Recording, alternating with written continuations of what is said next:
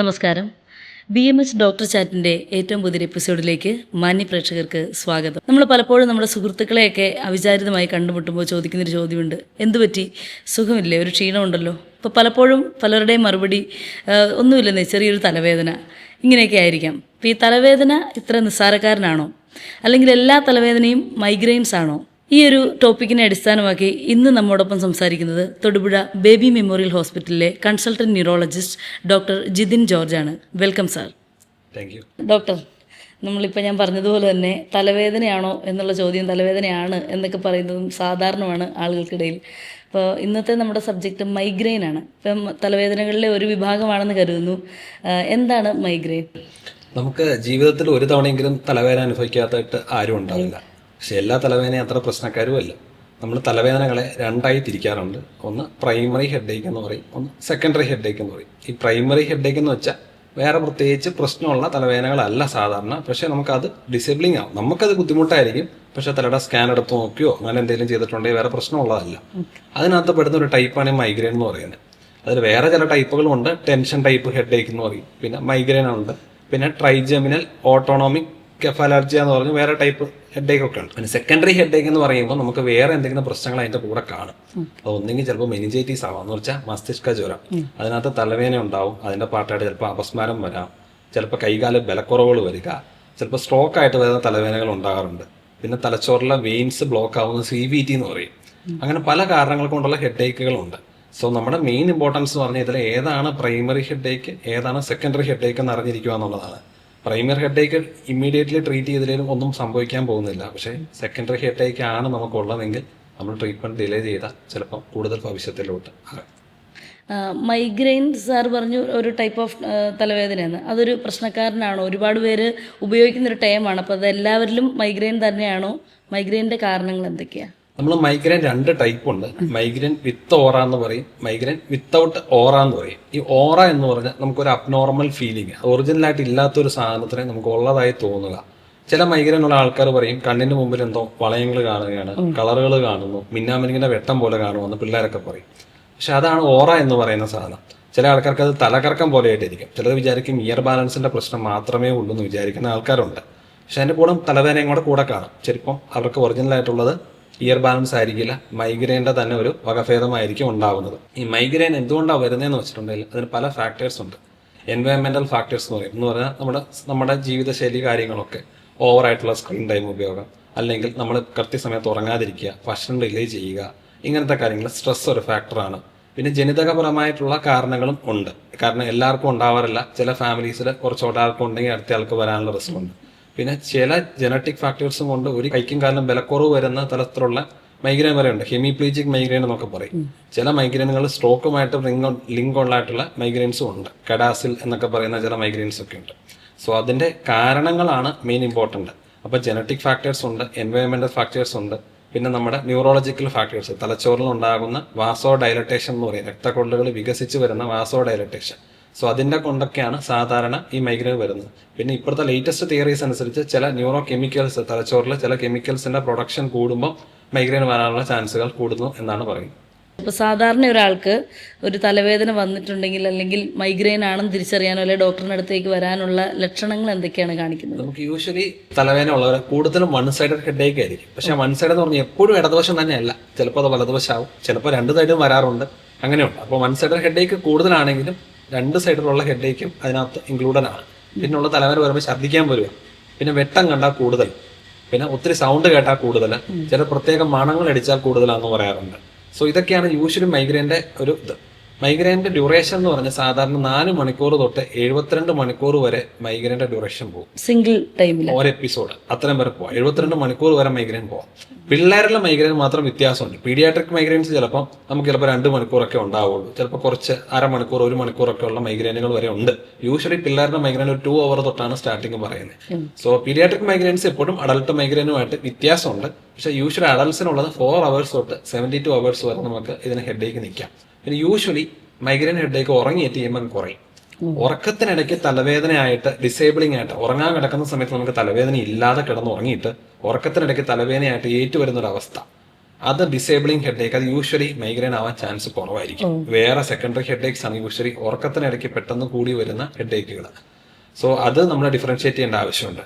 So പിന്നെയുള്ളത് ഞാൻ ഈ പറഞ്ഞ ഓറ എന്ന് പറയുന്ന സാധനം ഉണ്ടാവും. വൺ സൈഡഡ് ഹെഡേക്ക്, ഛർദ്ദിക്കാൻ വരല്, പിന്നെ ഒത്തിരി സൗണ്ട് കേട്ടാലും ഒച്ച കേട്ടാലും കൂടുതൽ. ഇതൊക്കെയാണ് യൂഷ്വലി മൈഗ്രെയിൻ്റെ ഒരു ക്ലിനിക്കൽ പിക്ചർ എന്ന് പറയുന്നത്. നമ്മളുടെ ജീവിതശൈലി കൊണ്ടായിരിക്കുമോ മൈഗ്രെയിൻ വരുന്നത്, അതോ എന്തെങ്കിലും ജനറ്റിക്കൽ ഫാക്ടേഴ്സ്, സ്ക്രീൻ ടൈം, ഉറക്കക്കുറവ് അതൊക്കെ മാത്രമാണോ, അതോ ഇതൊക്കെ കറക്റ്റായിട്ട് കൊണ്ടുപോയാലും മൈഗ്രെയിൻ വരാമോ? ഇതൊക്കെ കറക്റ്റായിട്ട് കൊണ്ടുപോയിട്ടുള്ള ആൾക്കാർക്ക് മൈഗ്രെയിൻ വരുന്ന ഇഷ്ടം പോലെ ഉണ്ട്.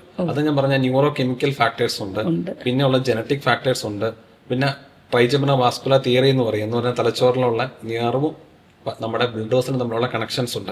അതിന്റെ കാരണമായിട്ട് ബ്ലഡ് വെസൽസിന് വലിപ്പം വെക്കും, വാസോ ഡയലറ്റേഷൻ വെക്കും. ആ വരുന്ന സമയത്ത് തല പൾസേറ്റിംഗ് ആയിട്ടുള്ള ഹെഡേക്ക് വരും. അത് കഴിയുമ്പോൾ അത് പോകും. അങ്ങനത്തെ സംഭവങ്ങൾ നമുക്ക് ഈ പറഞ്ഞുള്ള ഈ ജനറ്റിക് ഫാക്ടേഴ്സ് അല്ലാത്ത രീതിയിൽ ഉണ്ടാകുന്ന ഒരു തലവേദനയുണ്ട്. നമ്മൾ എന്ത് കാണിച്ചാലും വരുന്ന ചില തലവേദനകൾ ഉണ്ട്. പക്ഷേ ലൈഫ് സ്റ്റൈൽ ഒരു മെയിൻ ഇമ്പോർട്ടന്റ് കാര്യമാണ്.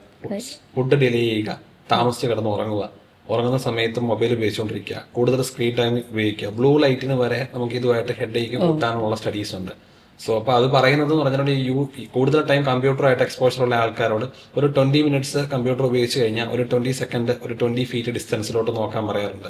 അപ്പോൾ അത്രയും നേരത്തേക്ക് ഒരു 20 സെക്കൻഡ് ജസ്റ്റ് ഒരു ഗ്യാപ്പ് എടുക്കുന്ന പോലെ. നമ്മൾ ബ്ലൂ ലൈറ്റുകളാണ് കൂടുതൽ പ്രശ്നങ്ങൾ. ഇല്ലെങ്കിൽ നമ്മുടെ സ്ക്രീനിന്റെ ബ്രൈറ്റ്നസ് അഡ്ജസ്റ്റ് ചെയ്ത് വെക്കുക. അപ്പൊ നമുക്ക് തന്നെ അറിയാം, തലവേദന വന്നാൽ ഡാർക്ക് റൂമിലോട്ട് പോയിട്ടുണ്ടെങ്കിൽ നമ്മുടെ ഹെഡേക്ക് കുറയും യൂഷ്വലി. അപ്പൊ ലൈറ്റ് കെടുത്തിയിട്ടിരിക്കുക, അങ്ങനെ വന്നിട്ടുണ്ടെങ്കിൽ ചെയ്യേണ്ടത് റെസ്റ്റ് എടുക്കുക. ഒന്ന് കിടന്ന് ഉറങ്ങിക്കഴിഞ്ഞാൽ തന്നെ പകുതി മൈഗ്രെയിനുകളും കുറയാറുണ്ട്. അല്ലെങ്കിൽ ലൈറ്റൊക്കെ നിർത്തിയിട്ടിട്ട് കിടത്തിയിട്ട് നമ്മുടെ ഡാർക്ക് ലൈറ്റിലോട്ട് പോവുക. അതാണ്, ഡാർക്ക് റൂമിലോട്ട് പോയി കഴിഞ്ഞാൽ ഇച്ചിരൂടെ ഹെഡേക്ക് കുറയും. സാറ് പറഞ്ഞ പോലെ ഒന്ന് നമ്മുടെ ദിനചര്യകൾ മാറ്റിക്കഴിഞ്ഞാൽ കുറേയൊക്കെ ഭേദമാവും. ഇനി അഥവാ അത്രയും സ്ട്രെയിനുള്ള വർക്ക് ചെയ്യുന്നവർ അല്ലെങ്കിൽ അതിന് ഫുള്ളി ഏബിൾ അല്ലാത്ത ആളുകൾക്ക് മെഡിക്കലി ട്രീറ്റ്മെന്റ് പ്രിഫർ ചെയ്യുന്നുണ്ടോ? നമുക്ക് മൈഗ്രെയിന് ട്രീറ്റ്മെന്റ് ഉള്ള സാധനമാണ്. ചില ആൾക്കാർ പറയും നാട്ടുവൈദ്യം മാത്രമേ ഉള്ളൂ, മൈഗ്രെയിൻ ട്രീറ്റ്മെന്റേ ഇല്ല, ഒന്നുമില്ലെന്ന്. നമുക്കിത് ചികിത്സിച്ച് കംപ്ലീറ്റ് ആയിട്ട് മാറ്റുക എന്നുള്ളതല്ല എൻ്റെ ഉദ്ദേശം. സംഭവം എന്ന് പറഞ്ഞാൽ നമുക്ക് ആദ്യം acute attack of treatment of migraine കൊടുക്കുന്ന വേറെ ചികിത്സയാണ്, മൈഗ്രെയിൻ വരാതിരിക്കാൻ കൊടുക്കുന്നത് വേറെ ചികിത്സയാണ്. അത് എത്ര തലവേദന ഒരു മാസത്തിൽ തന്നെ ഉണ്ടെന്ന് നോക്കിയിട്ടാണ് നമ്മൾ പറയുന്നത്. അത് എത്ര തീവ്രമായ ഹെഡേക്ക് ആണെന്ന് നോക്കിയിട്ടാണ് അതിന് എന്ത് ട്രീറ്റ്മെന്റ് കൊടുക്കുക എന്ന് തീരുമാനിക്കുന്നത്. ഇപ്പോൾ ഉണ്ടാകുന്ന തലവേദനയ്ക്ക് സാധാരണ ചില ആൾക്കാർക്ക് പാരസെറ്റാമോൾ കഴിച്ചാലേ നിൽക്കും, പക്ഷെ ഒത്തിരി ആൾക്കാർക്ക് പാരസെറ്റാമോളൊന്നും നിൽക്കത്തില്ല. സോ അതിന്റെ മുകളിലോട്ടുള്ള NSAIDs കൊടുക്കാറുണ്ട്. ഇനി അതിന് മുകളിലോട്ട് പുതിയതായിട്ട് ട്രിപ്റ്റാൻസ് ഉണ്ട്, പിന്നെ നമുക്ക് ഡിറ്റാൻസ് എന്ന് പറഞ്ഞ ടാബ്ലറ്റ്സ് ഉണ്ട്. പല തരത്തിലുള്ള മെഡിക്കേഷൻസ് ഇപ്പോൾ അവൈലബിൾ ആണ്, ലാസ്റ്റ് മെഡിറ്റാൻ എന്നൊക്കെ പറഞ്ഞിട്ടുണ്ട്. സോ അങ്ങനെ പല സാധനങ്ങൾ നമുക്ക് നിലവിൽ ഇപ്പോൾ ഇന്ത്യയിൽ തന്നെ അവൈലബിൾ ആയിട്ടുണ്ട്. ഇനി പ്രിവെൻഷൻ എന്ന് പറയും, ഒരു മാസത്തിൽ തന്നെ 3 തലവേദന, കാഴ്ചയ്ക്ക് മങ്ങൽ വരിക, ബുദ്ധിമുട്ട് വരിക, അങ്ങനെയുള്ള തലവേദനയൊക്കെ ഉള്ള ആൾക്കാരോട് നമ്മൾ എന്തായാലും പറയും പ്രൊഫൈലാക്സിസ് എടുക്കുക എന്ന് പറയുന്ന തലവേദന വരുന്നതിന്റെ എണ്ണം നമുക്ക് നിർബന്ധമായും കുറയ്ക്കേണ്ട ആവശ്യമുണ്ട്. സോ അത് പല ടൈപ്പുണ്ട്. ചില ആൾക്കാർ പറയും, ഉടനെ പറയും തലവേദന വരാതിരിക്കാനുള്ള മരുന്ന് കഴിച്ചാൽ വണ്ണം വെക്കും എന്ന് പറയുന്ന ഒത്തിരി പേരെ കണ്ടിട്ടുണ്ട്. അത് എല്ലാ മരുന്നും വണ്ണം വെക്കുന്നതല്ല. വണ്ണം വെക്കുന്ന മരുന്നുകൾ സാധാരണ ഉപയോഗിക്കുന്ന ഫ്ലൂണാറൈസിൻ, അമിട്രിപ്റ്റിലിൻ, പിന്നെ ചില ആൾക്കാർ റെയർലി സോഡിയം മാർക്രോയേറ്റ് എന്ന് പറയുന്ന സാധനം കൊടുക്കാറുണ്ട്. ഇതൊക്കെയാണ് യൂഷ്വലി വണ്ണം വെക്കുന്നത്. വണ്ണം വെക്കാതിരിക്കുന്ന മരുന്നുകളുണ്ട്, പ്രൊപ്പനലോൾ എന്നൊക്കെ പറയുന്ന ബീറ്റാ ബ്ലോക്കർ ഗ്രൂപ്പിൽ പെടുന്ന മരുന്നുകൾ നമുക്ക് വണ്ണം വെക്കാത്തതുകൊണ്ട്. വണ്ണം കുറയ്ക്കാനുള്ള മരുന്നുകൾ വരെ ഉണ്ട്. ഒത്തിരി വണ്ണം ഉള്ളവർക്ക് ടോപ്പരമീറ്റ് എന്നൊക്കെ പറഞ്ഞ ടാബ്ലറ്റ്സ് അവൈലബിൾ ആണ്. അത് ഉപയോഗിച്ചുകൊണ്ട് നമ്മുടെ വണ്ണവും കുറയും, മൈഗ്രെയിനും കുറയും. പക്ഷെ ഇതൊക്കെ വേറെ അസുഖങ്ങൾ കുറയണം ഇല്ലെന്ന് നോക്കി ഉറപ്പാക്കിയിട്ടേ നമുക്ക് തുടങ്ങാൻ പറ്റത്തുള്ളൂ. ഡയറക്റ്റ് പോയി മെഡിക്കൽ ഷോപ്പിൽ പോയി മേടിച്ച് കഴിക്കുന്ന രീതി ഒരിക്കലും ശരിയല്ലാത്ത കാര്യമാണ്. നമുക്ക് മൈഗ്രെയിൻ ഉള്ള ഒരാൾക്ക് ഫുഡിന്റെ ക്രമങ്ങളിൽ എന്തെങ്കിലും ചേഞ്ചസ് കൊണ്ട് മാറ്റങ്ങൾ സംഭവിക്കും, അല്ലെങ്കിൽ ഫുഡ് കാരണമാകുന്നുണ്ടോ? ചിലർക്ക് ചില പ്രത്യേക ഫുഡ് കഴിക്കുമ്പോൾ തലവേദന വരുന്ന പറഞ്ഞാൽ ഒത്തിരി കണ്ടിട്ടുണ്ട്. പ്രത്യേകിച്ച് ചോക്ലേറ്റ് കഴിക്കുന്ന പിള്ളേർ, ചിലപ്പോൾ ഐസ്ക്രീമുകൾ, ചില ചോക്ലേറ്റുകൾ. ചിലർക്ക് കഫീൻ കഴിച്ചാൽ വരും എന്ന് പറഞ്ഞാൽ കാപ്പി കുടിച്ചാൽ വരുന്ന ആൾക്കാരുണ്ട്. ചിലർക്ക് ഒരു തവണ കാപ്പി കുടിച്ചാൽ പോകുന്ന ആൾക്കാരുണ്ട്. പക്ഷേ യൂഷ്വലി കൂടുതൽ കോഫി എടുത്തിട്ടുണ്ടെങ്കിൽ വരുന്നു എന്നാണ് പറയുന്നത്. പക്ഷെ ഒരു തവണ കുടിക്കുന്ന ചില ആൾക്കാർക്ക് കുറയുന്നെന്നും പറയാറുണ്ട്. സോ ഓരോരുത്തർക്കും ഓരോ ഇതാണ് ഫുഡിന്റെ കാര്യം പറഞ്ഞാൽ. പിന്നെ ഉള്ളത് പെർഫ്യൂമുകളാണ് പിന്നെ ശ്രദ്ധിക്കേണ്ട കാര്യം. പെർഫ്യൂം അടിക്കുന്ന ഒത്തിരി പേർക്ക് കാറിലെ റീഫ്രഷറിന്റെ സ്മെല്ല്, പെർഫ്യൂമിന്റെ സ്മെല്ല്, ഇതൊക്കെയാണ് അടുത്ത ട്രിഗറിങ് ഫാക്ടർ. ഇല്ലെങ്കിൽ ടോയ്ലറ്റ് ക്ലീനേഴ്സ്. സോ ഈ ടോയ്ലറ്റ് ക്ലീനറും കൊണ്ടൊക്കെ നമുക്ക് ചിലപ്പോൾ അതിന് സ്മെല്ല് അടിച്ചിട്ട് ഹെഡേക്ക് എന്ന് പറയുന്നത് പെയിന്റിന്റെ മണം അടിക്കുന്നവര്. അങ്ങനെ ഈ സ്മെല്ല് ഒരു ഇമ്പോർട്ടന്റ് കമ്പോണന്റ് ആണ്. ഫുഡും രണ്ടാമത്തെ ഒരു കമ്പോണന്റ് ആണ്. ഇത് രണ്ടുമാണ് നമുക്ക് എന്തെങ്കിലും ഒന്ന് മോഡിഫൈ ചെയ്യാൻ പറ്റുന്ന ഒരു ലൈഫ് സ്റ്റൈലിനകത്ത് പെടുന്ന ഈ രണ്ട് കാര്യമാണ്. അത് പറഞ്ഞപ്പോഴോ ഒരു പേഴ്സണൽ ക്വസ്റ്റ്യൻ. എനിക്ക് സാധാരണ ഡ്രൈവ് ചെയ്യുമ്പോഴോ യാത്ര ചെയ്യുമ്പോഴോ ഒന്നും കുഴപ്പമില്ല. പക്ഷേ ചില സ്പ്രൈസ് കാറിൽ സാർ ഇപ്പോൾ പറഞ്ഞതുകൊണ്ട് പറഞ്ഞത്, അത് അടിക്കുമ്പോഴത്തേക്ക് മോഷൻ സിക്നസും പെട്ടെന്നൊരു തലവേദന പോലെയൊക്കെ വരുന്നു. അതിന്റെ ഈ മെഡിക്കലി ഉള്ള കാരണം കണ്ടന്റ് ആണ് നമുക്ക് അറിഞ്ഞുകൂടാത്തത്. അതിനെക്കുറിച്ച് കൂടുതൽ പഠനങ്ങൾ വേണ്ടി വരും. എന്ത് കണ്ടന്റ് ആണ് പ്രശ്നമുള്ളത്. ചില ആൾക്കാർ ആൽക്കഹോളിക്സ് പറയുന്ന കേട്ടിട്ടുണ്ട്. ഒരു പർട്ടിക്കുലർ ബ്രാൻഡ് ആൽക്കഹോൾ കുടിച്ചാൽ മാത്രം ആൾക്ക് മൈഗ്രൈൻ വരുന്നു പറഞ്ഞ പേഷ്യൻസിനെ കണ്ടിട്ടുണ്ട്. ഓ അങ്ങനത്തെ പേഷ്യൻസ് വരെ ഉണ്ട്. സോ അതുകൊണ്ട് നമുക്ക് ഒരിക്കലും പറയാൻ പറ്റില്ല എന്താണ് ട്രിഗർ എന്ന്. ഓരോരുത്തർക്കും ഓരോ ട്രിഗറിങ് ആണ്, ഓ അത് കണ്ടുപിടിക്കണം. അത് കണ്ടുപിടിക്കേണ്ടത് വരും. സ്ത്രീകളിലേക്ക് വരുവാണെങ്കിൽ ഇവരുടെ മെൻസ്ട്രൽ പീരീഡിലൊക്കെ തലവേദന കൂടുകയും ക്ഷീണം വരുന്ന ഒരു അവസ്ഥയൊക്കെയുണ്ട്. അത് മൈഗ്രെയിനെ ട്രിഗർ ചെയ്യാൻ ഈ പീരിയഡ്സിന്റെ സൈക്കിളിന് പറ്റുമോ? മൈഗ്രെയിനും ഈ മെൻസ്ട്രൽ സൈക്കിളുമായിട്ട് റിലേഷൻ ഉണ്ടെന്നാണ് പറയുന്നത്. മെൻസ്ട്രൽ സൈക്കിളിന്റെ സമയത്ത് സ്റ്റാർട്ട് ചെയ്യുന്ന സമയത്ത് ഈസ്ട്രജൻ ലെവൽ കുറയും. ഈസ്ട്രജൻ ലെവൽ കുറയുന്ന സമയത്ത് നമുക്ക് മൈഗ്രെയിൻ ട്രിഗർ ചെയ്യാനുള്ള ഒരു റിസ്ക് ഉണ്ടെന്ന് പറയുന്നു. അത് യൂഷ്വലി പീരീഡ്സിന് ഒരു 2 days മുമ്പ് തുടങ്ങിയിട്ട് പീരീഡ്സ് തുടങ്ങി ഒരു 3 days ബ്ലീഡിങ് വരുന്നിടം വരെ ആ ഹെഡേക്ക് നിൽക്കാറുണ്ട്. അങ്ങനെയുള്ള ആൾക്കാർക്ക് നമ്മൾ പറയും ആ ഒരു 2-3 days മാത്രം ഗുളിക കഴിച്ചാൽ മതി എന്നാണ് പറയാറുള്ളത് യൂഷ്വലി. പിന്നീട് അത് മാറുന്ന സംഭവമാണ്. നമുക്കെന്ന് പറഞ്ഞാൽ ഈ അല്ലാതെ അതിനിടയ്ക്കോടെ തലവേദന ഈ പീരീഡ്സ് ഇല്ലാത്ത സമയത്തും ഹെഡേക്കുകൾ 3-4 times ഇങ്ങനെ വരികയാണ്, മന്ത്ലി വരുവാണെങ്കിൽ നമുക്ക് അല്ലാത്ത ഗുളികകളും എന്തായാലും പ്രൊഫൈലാക്സിസ് എടുക്കേണ്ട ആവശ്യമില്ല. മൈഗ്രെയിൻ അല്ലെങ്കിൽ തലവേദന ഫീൽ ചെയ്യുമ്പോൾ ആളുകൾ പൊതുവേ ഒരു സെൽഫ് മെഡിക്കേഷൻ പ്രാക്ടീസ് ചെയ്യാറുണ്ട്. അപ്പോൾ ഏതെങ്കിലും ഒരു പെയിൻ കില്ലർ എടുത്ത് കഴിക്കുന്നത് ചിലപ്പോൾ അതിന് ആശ്വാസം കിട്ടും, അത് ശീലമാക്കുന്നുണ്ട്. അപ്പോൾ അത്തരം തെറ്റായ പ്രവണതകളും ശീലങ്ങളും എന്തൊക്കെയാണ് ആളുകളിൽ? നമ്മൾ ഒത്തിരി ഓവർഡോസ് ആയിട്ട് NSAIDs എന്ന് പറഞ്ഞാൽ എല്ലാ ദിവസവും തന്നെ ഈ പാരസെറ്റാമോൾ കഴിക്കുക അല്ലെങ്കിൽ പെയിൻ കില്ലർ എടുത്ത് കഴിക്കുക, എങ്ങനെ ഉണ്ടായാലും അത് മെഡിക്കേഷൻ ഓവർ യൂസ് ഹെഡേക്ക് എന്ന് പറയും. അതിലോട്ട് പോകും. മെഡിക്കേഷൻ ഓവർ യൂസ് ഹെഡേക്ക് വന്നു കഴിഞ്ഞാൽ പിന്നെ നമുക്ക് ഒരു രക്ഷയില്ല. നമുക്കത് പിന്നെ നിർത്തുക എന്ന് പറയുന്നത് മൈഗ്രെയിൻ ട്രീറ്റ് ചെയ്യുന്നതിനേക്കാളും ഭയങ്കര ഡിഫിക്കൽട്ട് ആയിട്ടുള്ള കാര്യമാണ്. കാരണം മരുന്നുകൾ ഓരോന്നായിട്ട് ടേപ്പർ ചെയ്ത് നിർത്തി ഹെഡേക്ക് ഫ്രീ ആയിട്ട് അവർക്ക് വേറെ പ്രൊഫൈലാക്സിസ് ഇട്ട് അത് ഭയങ്കര പാടാണ്. ഒരിക്കലും അൺനെസസറി ആയിട്ട് ഓവറായിട്ട് NSAIDs ഒന്നിന് പെയിൻ കില്ലർ അതൊന്നും എടുക്കാൻ പാടില്ല, ഇല്ലെങ്കിൽ പാരസെറ്റാമോൾ ഓവറായിട്ട് എടുക്കാൻ പാടില്ല. ഒരു മാസത്തിൽ ഒരു 3 ദിവസം വരെയൊക്കെ എടുക്കുന്നത് നമുക്ക് അക്സെപ്റ്റബിൾ ആണ്. അതിൽ കൂടുതൽ ഓവറായിട്ട് എടുത്താൽ ഇത് യൂഷ്വലി മെഡിക്കേഷൻ ഓവർ യൂസ് ഹെഡേക്കിലോട്ട് എത്തുന്നത്. പുറമേ പുരട്ടുന്ന ബാംസ് ടൈപ്പോ യൂഷ്വലി അങ്ങനെ ഒരു റെക്കമെൻഡഡ് അല്ല. ഈ റെഡ് ഫ്ലാഗ് തലവേദന എന്നൊരു ടൈം കേട്ടിട്ടുണ്ട്, അത് എന്താണെന്ന് വിശദമാക്കാം. നമുക്ക് തലവേദന വന്ന സെക്കൻഡറി ഹെഡേക്സ്, അതിനകത്ത് പെടുന്നതാണ് റെഡ് ഫ്ലാഗ് ഹെഡേക്ക് എന്ന് പറഞ്ഞാൽ നമുക്ക് സാധാരണ അല്ലാതെ പ്രശ്നക്കാരായ തലവേദനകൾ ഏതാണോ അതാണ് നമ്മൾ ഉദ്ദേശിക്കുന്നത്. അങ്ങനത്തെ ഒരു തലവേദന ഉണ്ടെങ്കിൽ എത്രയും പെട്ടെന്ന് ഒരു വൈദ്യസഹായം തേടേണ്ട ആവശ്യമുണ്ട്. എന്ന് പറഞ്ഞാൽ ഒരിക്കലും ജീവിതത്തിൽ അനുഭവിക്കാത്ത രീതിയിലത്തെ അതിതീവ്രമായ തലവേദന ഇതുവരെ വേഴ്സ്റ്റ് ഹെഡേക്ക് ഓഫ് ലൈഫ് എന്ന് പറയും. അങ്ങനെ ഉണ്ടെങ്കിൽ യൂഷ്വലി തലച്ചോറിൽ ഒരു അന്യൂറിസം എന്ന് പറഞ്ഞൊരു സാധനം ഉണ്ട്, അത് പൊട്ടിയിട്ടുണ്ടാവും. SIH എന്ന് പറയും, സബ്അരക്നോയിഡ് ഹെമറേജ്. അന്യൂറിസം പൊട്ടിയെന്ന് പറയാൻ അല്ലാതെയും വരാറുണ്ട്. SIH എന്ന് പറയും. അങ്ങനത്തെ ഹെഡേക്ക് ആയിരിക്കും. ഇല്ലെങ്കിൽ ഉറക്കത്തിനെടുക്കുന്ന ഡിസ്റ്റർബ് ചെയ്തേക്കുന്ന തലവേദനകൾ. പിന്നെ പോസ്റ്ററൽ വേരിയേഷൻ ഉള്ള ഹെഡേക്ക് ഉണ്ട്. ചില തലവേദനകൾ ഏറ്റിരുന്നാൽ മാത്രം ഉണ്ടാവും, കിടന്നു കഴിഞ്ഞാൽ തലവേദന പോവുകയെന്ന് പറയും. അത് തലച്ചോറിൽ പ്രഷർ കുറഞ്ഞിട്ട് വരുന്ന ഇൻട്രാക്രനിയൽ ഹൈപ്പോടെൻഷൻ എന്ന് പറയും. ഇനി കിടന്നു കഴിഞ്ഞാൽ തലവേദന കൂടുന്ന ഒരവസ്ഥയുണ്ട് ചില ആൾക്കാർക്ക്. ഏറ്റിരുന്നാൽ അപ്പോൾ തലവേദന പോകും, കിടന്നു കഴിഞ്ഞാൽ തലവേദന കൂടും. അങ്ങനത്തെ ഉണ്ടാകുന്ന തലവേദനകൾ യൂഷ്വലി തലച്ചോറിൽ പ്രഷർ കൂടിയിട്ടുണ്ടാകുന്ന തലവേദനയായിരിക്കും.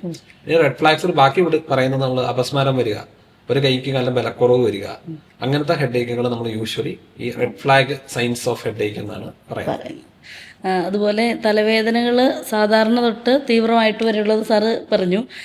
എല്ലാത്തിലും ന്യൂറോളജി കൺസൾട്ടേഷൻ ആണോ റെക്കമെൻഡഡ്? യൂഷ്വലി ഹെഡേക്കിന് നമ്മൾ ന്യൂറോളജിക്കൽ കോസ് അല്ലാത്ത ഹെഡേക്സും ഉണ്ട്. എന്ന് പറഞ്ഞാൽ ഷുഗർ കുറഞ്ഞുണ്ടാകുന്ന തലവേദനകൾ ചിലപ്പം ഹൈപ്പോഗ്ലൈസീമിയ റിലേറ്റഡ് ആയിട്ടുള്ള ഹെഡേക്ക് ആയിരിക്കും. സോഡിയം കുറഞ്ഞിട്ടുണ്ടാകുന്ന ആൾക്കാർക്കും ഹെഡേക്ക് ഉണ്ടാവാറുണ്ട്. പല കാരണങ്ങളുണ്ട്.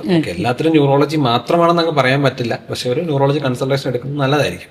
ന്യൂറോളജി കൺസൾട്ടേഷൻ വേണ്ടത് എല്ലാം തന്നെ ഈ ന്യൂറോളജി കൺസൾട്ടേഷൻ വേണ്ടതായിരിക്കും. എക്സെപ്ഷൻസ് പറഞ്ഞാൽ ഈ പറഞ്ഞ പോലെ ഈ മെറ്റബോളിക് കോസസ്, ഷുഗറിന്റെ ആയിട്ടുള്ള റിലേറ്റഡ് ആയിട്ടുള്ളത്, സോഡിയം ആയിട്ട് റിലേറ്റഡ് ആയിട്ടുള്ളത്, അങ്ങനത്തെ ഹെഡേക്സ്. പിന്നെ ചിലപ്പോൾ ചില ആൾക്കാർക്ക് സൈനസൈറ്റിസ് ആയിരിക്കും. എന്ന് പറഞ്ഞിട്ടുണ്ടെങ്കിൽ നമുക്ക് ജലദോഷം വന്നിട്ട് അത് സൈനസിലോട്ട് ഇൻഫെക്ഷൻ ആയിട്ടുണ്ടാവും. അത് യൂഷ്വലി ENT-കാരാണ് കൂടുതലും ഡീൽ ചെയ്യുന്നത്. അപ്പൊ അങ്ങനത്തെ വ്യത്യാസങ്ങളുണ്ട്. നമുക്കതൊരു അറ്റ്ലീസ്റ്റ് ഒരു ഫിസിഷ്യനെയോ ഒരു ന്യൂറോളജിസ്റ്റിനെ കണ്ടു കഴിഞ്ഞാൽ അറിയാൻ പറ്റും എന്തായിരിക്കും കാരണം എന്നുള്ളത്. ന്യൂറോളജിക്കാരെ ഡീൽ ചെയ്യേണ്ട കാര്യമാണ്, അല്ലെങ്കിൽ ENT-കാരെ ഡീൽ ചെയ്യേണ്ട കാര്യമാണോ, അങ്ങനെ പലതും പല ടൈപ്പ് ഉണ്ട്. നമുക്കത് നേരെ പേഷ്യന്റിനെ കാണാതെ ഒരിക്കലും പറയാൻ തീരുമാനിക്കാം. വൺസ് ഡയഗ്നോസ് ചെയ്തിട്ട് കണ്ടിന്യൂ ചെയ്യാൻ പറ്റും അല്ലെ കൃത്യമായ ട്രാക്കിൽ. മൈഗ്രെയിനും സാധാരണ തലവേദനകളെ കുറിച്ചും പറഞ്ഞിരുന്നു. ഈ സാധാരണ തലവേദനകളെ കുറിച്ചൊന്ന് കൂടുതലായിട്ടൊന്ന് പറയാം. ബാക്കിയുള്ള തലവേദനകൾ നമുക്ക് ചിലപ്പോൾ സ്ട്രെസ് അടിച്ചിട്ടുണ്ട് തലവേദന എടുക്കും. അപ്പൊ അതിന് ഇത്ര ഡ്യൂറേഷൻ ഒന്നും നിൽക്കണമെന്നൊന്നുമില്ല. ഒന്ന് ഉറക്കം കുറഞ്ഞാലുണ്ടാകുന്ന തലവേദന, അത് ഈ പറഞ്ഞ പോലെ ഇത്രയും നേരം നിൽക്കുന്നില്ല, കുറച്ചു നേരം കഴിയുമ്പോൾ തന്നെ പോകുന്നു. അതൊക്കെ വലിയ പ്രശ്നമില്ലാത്ത തലവേദന. ഞാൻ ഈ പറഞ്ഞ ഈ പ്രൈമറി ഹെഡേക്സിൽ തന്നെ മൈഗ്രെയിൻ അല്ലാത്ത വേറെ ചില ടൈപ്പുകളുണ്ട്. നമ്മൾ മെയിനായിട്ട് അറിഞ്ഞിരിക്കില്ല. ഒത്തിരി പേര് മൈഗ്രെയിൻ ആണെന്ന് വിചാരിച്ചത് പോകുന്ന ആൾക്കാരെ കണ്ടിട്ടുണ്ട്. ക്ലസ്റ്റർ ഹെഡേക്ക് എന്ന് പറയുന്ന ഒരു എക്സാമ്പിൾ പറഞ്ഞാൽ ഈ ട്രൈജെമിനൽ ഓട്ടോണോമിക് കെഫലാലജി എന്നൊരു ടൈപ്പ് ഉണ്ടെന്ന് ഞാൻ പറഞ്ഞു. ക്ലസ്റ്റർ ഹെഡേക്കിൽ വൺ സൈഡഡ് ഹെഡേക്ക് ആയിരിക്കും ആളുള്ളത്. അതിന്റെ കൂടെ കണ്ണ് ചുമക്കും, കണ്ണിൽ കൂടെ വെള്ളം വരും, ആ ഒരു മൂക്കിൽ കൂടെ മാത്രം വെള്ളം വരും. അത് എപ്പോഴും ആ ഒരു കണ്ണിന് ചുറ്റുമായിരിക്കും ഉണ്ടാകുന്നത്. പക്ഷേ ഈ തലവേദന ഡ്യൂറേഷൻ കുറവായിരിക്കും. ഈ പറഞ്ഞ 4 മണിക്കൂറൊന്നും പോകില്ല. അത് ക്ലസ്റ്റർ ഹെഡേക്ക്. അതിന്റെ ട്രീറ്റ്മെന്റ് വേറെയാണ്, അത് അറിഞ്ഞിരിക്കണം. അതുപോലെ ഒരു സൈഡ് മാത്രം വരുന്ന ഹെഡേക്ക് വേറെ ഒരെണ്ണമുണ്ട്. അതിന്റെ പേരാണ് പെരോക്സിസ്മൽ ഹെമിക്രേനിയ എന്ന് പറയും. ഹെമി എന്ന് പറഞ്ഞാൽ വൺ സൈഡ്, ക്രേനിയ എന്ന് പറഞ്ഞാൽ തലച്ചോറ്, തലയോട്ടി. അപ്പൊ നമ്മൾ ഒരു പാർട്ട് മാത്രമായിട്ട് തലവേദന എടുക്കുക, അതാണ് പരോക്സിസ്മൽ ഹെമിക്രേനിയ. അതിന് നമുക്കൊരു മരുന്നുണ്ട്, ഇൻഡോമെത്താസിൻ എന്ന് പറയും. ആ ഒരു സാധനം ചെന്നാൽ മാത്രമേ റെസ്പോൺസ് കിട്ടത്തുള്ളൂ. അപ്പൊ അത് എല്ലാ വൺ സൈഡ് ഹെഡേക്കും ഒരിക്കലും മൈഗ്രെയിൻ അല്ല, അത് നമ്മൾ അറിഞ്ഞിരിക്കേണ്ടത്. ഈ മൈഗ്രെയിൻ വൺ സൈഡ് എന്ന് പറഞ്ഞാൽ എപ്പോഴും ആ ഒരു ഇടത് സൈഡ് മാത്രമല്ല, അല്ല വലത് സൈഡ് മാത്രമല്ല. ചില സമയത്ത് ഇടത് വരും, ചിലപ്പോൾ വലത് വരും, ചിലപ്പോൾ രണ്ടും വരും. അങ്ങനെയാണ് സാധാരണ മൈഗ്രെയിൻ വരുന്നത്. അപ്പൊ നമ്മൾ അത് മെയിൻ ആയിട്ട് ഇമ്പോർട്ടന്റ് ആയിട്ട് അറിഞ്ഞിരിക്കേണ്ട ഒരു കാര്യമാണ്. അഡൾട്ട് ഹെഡേക്സും പീഡിയാട്രിക്കും പറഞ്ഞു. പീഡിയാട്രിക്സിൽ തീരെ കുഞ്ഞുങ്ങൾ തൊട്ട് ഇതുണ്ടാവുക, കാരണം അവർക്ക് കൺവേ ചെയ്യാൻ ബുദ്ധിമുട്ടായിരിക്കുമല്ലോ. തീരെ കുഞ്ഞുങ്ങൾക്ക് തൊട്ട് തലവേദന ഉണ്ടാകാറുണ്ട്. ചില പിള്ളേര് തലവേദന എന്നും പറയുന്ന പിള്ളേരുണ്ട്. ചില ആൾക്കാർക്ക് വയറുവേദന എന്ന് പറഞ്ഞ് വരുന്ന അബ്ഡോമിനൽ മൈഗ്രൻസ് ഉണ്ട്. ചില പിള്ളേർക്ക് ചുമ്മാ സൈക്ലിക്കൽ വോമിറ്റിംഗ്, ഇടയ്ക്കിടയ്ക്ക് ചുമ്മാ ഛർദി, അങ്ങനെ വരും. അങ്ങനെ പല കാരണങ്ങളുണ്ട്. പിള്ളേരുടെ മൈഗ്രൈനുകൾ അഡൽട്ടിന്റെ പ്രസന്റേഷനുമായിട്ട് ഭയങ്കര വ്യത്യാസമുണ്ട്. ഫോർ എക്സാമ്പിൾ, ചില പിള്ളേരെ തലവേദനയാണെന്ന് പറയുന്നവരുണ്ട്, ചിലരത് പറയത്തു പോലുമില്ല, വയറുവേദനയാന്ന് പറയുന്നുണ്ട്. ചിലപ്പോൾ ഛർദി മാത്രമായിരിക്കും. യൂഷ്വലി നമ്മുടെ അഡൽട്ട് മൈഗ്രൈൻ തലവേദനയുടെ കൂടെ ഛർദിക്കും, അങ്ങനെ വരും. പക്ഷെ വയറുവേദന എന്ന് പറഞ്ഞ് വരുന്ന ആൾക്കാർ അഡൽട്ടിൽ കുറവായിരിക്കും. പിള്ളേരിൽ നേരെ തിരിച്ചായിരിക്കും. വയറുവേദന എന്ന് പറയുന്ന പിള്ളേരും കൂടുതലായിരിക്കും, ഛർദിക്കുന്ന പിള്ളേർ കൂടുതലായിരിക്കും.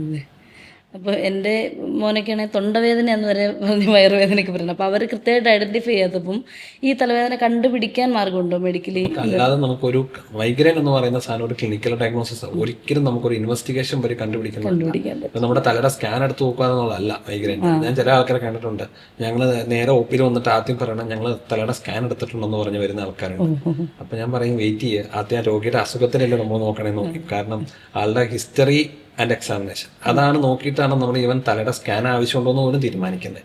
തലയുടെ സ്കാൻ എടുത്താൽ അതിനകത്തുള്ള അസുഖം ആയിരിക്കില്ല ചിലപ്പോൾ ആൾക്ക് ക്ലിനിക്കലി ഉള്ള. ന്യൂറോളജിയിലുള്ള ഏറ്റവും വലിയ പ്രശ്നം അതാണ്. നമ്മൾ ആദ്യം ക്ലിനിക്കലി എക്സാമിൻ ചെയ്ത് ഹിസ്റ്ററി എക്സാമിൻ ചെയ്ത് ഏതാണ് ഹിസ്റ്ററി കേട്ടിട്ട് പേഷ്യന്റിന് ഉള്ള അസുഖം ഇതുമായിട്ട് മാച്ചിങ് ആണോ എന്ന് നോക്കിയിട്ട് നമ്മൾ സ്കാൻ എടുത്തിട്ട് കാര്യമുള്ളൂ. കാരണം പലതരം MRI പോലും ഉണ്ട്. നമ്മൾ എടുക്കുന്ന MRI ആയിരിക്കില്ല മറ്റേ ആ എടുത്ത് നോക്കുന്ന തലവേദനയ്ക്ക് എടുക്കണ്ടേ. ഫോർ എക്സാമ്പിൾ CVT എന്ന് പറയും, തലയിലെ വെയിൻസ് സിരകൾ അടഞ്ഞു പോകുന്ന സാധനം CVT എന്ന് പറയും.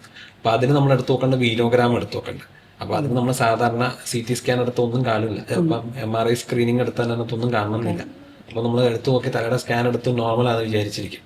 അപ്പൊ ഇപ്പോഴും first thing is consult the doctor. എന്നിട്ട് എന്താണ് ഡയഗ്നോസിസ്, ഡോക്ടർ പറയുന്ന സ്കാനാണ് എടുക്കേണ്ടത്, എടുക്കുവാണെങ്കിൽ തന്നെ. അതുപോലെ എല്ലാ മൈഗ്രൈനും പോയി സ്കാൻ എടുക്കുകയും ചെയ്യേണ്ട ആവശ്യം ഒട്ടും ഇല്ലാത്ത കാര്യമാണ്. തീർച്ചയായിട്ടും ഫോളോ അപ്പും കൺസൾട്ടേഷനും വെരി ഇമ്പോർട്ടന്റ് അല്ലേ മാനേജ് ചെയ്യാൻ. നമുക്ക് തലവേദന വന്നിട്ട് ഒരാൾക്ക് ചിലപ്പോൾ ആദ്യം ചിലപ്പോൾ മരുന്ന് കൊടുത്തിട്ട് റെസ്പോൺസ് ഉണ്ടാവില്ല. അങ്ങനെയുള്ള ആൾക്കാരെ കറക്റ്റ് തിരിച്ചു വരണം. ഞാൻ അങ്ങനത്തെ ആളെ കണ്ടിട്ടുണ്ട്. ചില സ്ഥലത്തുനിന്ന് നമ്മൾ മൈഗ്രൈൻ ആണെന്ന് വിചാരിച്ച് മരുന്ന് കഴിച്ചു, അതായത് മൈഗ്രൈൻ ആണെന്നൊരു സ്ട്രോങ് ആയിട്ട് വിശ്വസിച്ചിരിക്കുകയാണ്. പക്ഷെ ഒറിജിനലായിട്ട് ആൾക്ക് തലച്ചോറ് പ്രഷർ കൂടിയതായിരുന്നു. അവർ വിചാരിച്ചു മൈഗ്രൈൻ ആണെന്ന് വിചാരിച്ചു, മരുന്ന് കഴിച്ചു, അലോപ്പതിയിൽ മരുന്ന് കഴിച്ചു, കുറഞ്ഞില്ല. പിന്നെ ആ ഡോക്ടറിന്റെ അടുത്തേക്ക് പോയിട്ടില്ല. അവര് ഈ നാട്ടുകാരല്ല, വേറെ സ്ഥലത്തു നിന്നുള്ളവരാ. എന്നിട്ട് തൊട്ടുപുറകെ അവരെ ആയുർവേദത്തിൽ പോയി, അവിടെ നിന്നും മരുന്ന് കഴിച്ചു, കുറഞ്ഞില്ല. ലാസ്റ്റ് എന്തോ കാര്യത്തിന് നാട്ടിലെത്തിയപ്പോൾ ചുമ്മാ ഒന്നും കാണിക്കാൻ വന്നതാണ്. ലാസ്റ്റ് നോക്കിയപ്പോൾ തലച്ചോറിലെ പ്രഷർ കൂടിയിരിക്കുന്നത്. നമ്മൾ അതിനകത്ത് ഫണ്ടസ് എന്ന് പറയും, കണ്ണിനകത്ത് ലൈറ്റ് അടിച്ച് നോക്കുന്ന ഒരു ഒഫ്താൽമോസ്കോപ്പ് വെച്ച് നോക്കും. അത് നോക്കി കഴിഞ്ഞപ്പോൾ തലച്ചോറിനകത്ത് പ്രഷർ കൂടുതലായിരുന്നു, പാപ്പിലോഡിമ എന്ന് പറയും. അപ്പൊ അങ്ങനത്തെ തലവേദനകളുണ്ട്. നമ്മളെല്ലാം അങ്ങനെ മൈഗ്രെയിൻ ആണെന്ന് ആരെങ്കിലും ഒരാൾ ഒരു തവണ മൈഗ്രെയിൻ ആണെന്ന് പറഞ്ഞ് ഇപ്പോൾ ഉണ്ടാകുന്ന മൈഗ്രെയിൻ ആണെന്നില്ല. പണ്ടുണ്ടായത് മൈഗ്രെയിൻ ആയിരിക്കും, ഇപ്പോൾ ഉള്ളത് വേറെ ആയിരിക്കും. അപ്പൊ അത് കുറഞ്ഞില്ല എന്ന് പറഞ്ഞ് പിന്നെ ആശുപത്രിയിലോട്ട് പോകാതിരിക്കുകയല്ല ചെയ്യേണ്ടത്, പിന്നെ ചെന്ന് നോക്കി അവരോട് പറയുകയാണ് ചെയ്യേണ്ടത്. ശരി, ഇപ്പം നമ്മുടെ മൈഗ്രെയിൻ്റെ ഒരു ടോപ്പിക്കിനെ കുറിച്ചൊരു വിശദമായ ധാരണ കിട്ടി. അപ്പോൾ സാറിന് പൊതുജനങ്ങളോട് കൊടുക്കാനുള്ള 1-2 ടിപ്സൊക്കെ വെച്ചൊരു അഡ്വൈസ് കൊണ്ട് നമുക്ക് അവസാനിപ്പിക്കാൻ തോന്നുന്നു മൈഗ്രെയിനും. നമ്മൾ എപ്പോഴും ശ്രദ്ധിക്കേണ്ടത് തലവേദന നമ്മളെ എപ്പോഴെങ്കിലും ഡിസേബിളിംഗ് എന്ന് പറഞ്ഞിട്ടുണ്ടെങ്കിൽ നമ്മളെ ഉറക്കത്തിൽ നിന്ന് ഡിസ്റ്റർബ് ചെയ്യുന്ന തലവേദന, ജീവിതത്തിൽ ഒരിക്കലും അനുഭവിച്ചിട്ടില്ലാത്ത പോലത്തെ ഒരു തലവേദന ഉണ്ടാവുക. ഇങ്ങനെ ഉണ്ടെങ്കിൽ നമ്മൾ എത്രയും പെട്ടെന്ന് ഒരു കണ്ണിൻ്റെ കാഴ്ചനെ അഫക്റ്റ് ചെയ്തിരിക്കുന്നു, അങ്ങനെ ഉണ്ടെങ്കിൽ നമ്മൾ ഡിലേ ചെയ്യരുത്. എത്രയും പെട്ടെന്ന് വൈദ്യസഹായം തേടേണ്ട ആവശ്യമുള്ള കാര്യമാണ്. ഈവൻ മൈഗ്രെയിൻ ആണെങ്കിൽ പോലും നമുക്ക് ഒരു മരുന്ന് കൊടുത്തിട്ട് റെസ്പോൺസ് ഇല്ലെങ്കിൽ അടുത്ത മരുന്ന് ഇടാവുന്ന കാര്യമാണ്. അതുപോലെ എല്ലാ സ്ഥിരമായി പെയിൻ കില്ലറുകളുടെ ഉപയോഗം ഒന്ന് കുറയ്ക്കേണ്ട ആവശ്യമുണ്ട്. നമ്മൾ പെയിൻ കില്ലർ സ്ഥിരം ഉപയോഗിച്ചുകൊണ്ടിരുന്ന ലാസ്റ്റ് മെഡിക്കേഷൻ ഓവർ ഹെഡേക്കായി അവസാനം അതും ട്രീറ്റ് ചെയ്യാൻ പാട്, മൈഗ്രെയിൻ ട്രീറ്റ് ചെയ്യാൻ പാട്, അങ്ങനത്തെ ഒരു അവസ്ഥ എത്തും. സോ ഒരിക്കലും അങ്ങനെ സ്വയമായിട്ട് മെഡിക്കൽ ഷോപ്പിൽ പോയി മേടിച്ചിട്ട് ഒരു വേദനയുടെ ഗുളിക തരിക, അങ്ങനെ കഴിക്കുക, ആ രീതി ചെയ്യരുത്. മൈഗ്രെയിൻ തലവേദനകളെ പറ്റിയുള്ള ഒരു വിശദമായിട്ടുള്ള എപ്പിസോഡായിരുന്നു ഇന്ന് പ്രേക്ഷകർക്ക് മുമ്പിൽ എത്തിച്ചത്. ഏവർക്കും പ്രയോജനപ്പെട്ടു എന്ന് കരുതുന്നു. അതുപോലെ സെൽഫ് മെഡിക്കേഷൻ്റെ അപകടങ്ങൾ, കൃത്യമായിട്ടുള്ള കൺസൾട്ടേഷൻ്റെ പ്രാധാന്യം എല്ലാം ഉൾപ്പെടുത്തിയാണ് നമ്മളോട് ഡോക്ടർ സംസാരിച്ചത്. മറ്റൊരു പ്രധാനപ്പെട്ട എപ്പിസോഡുമായി കാണും വരെ this is Arya boss signing off.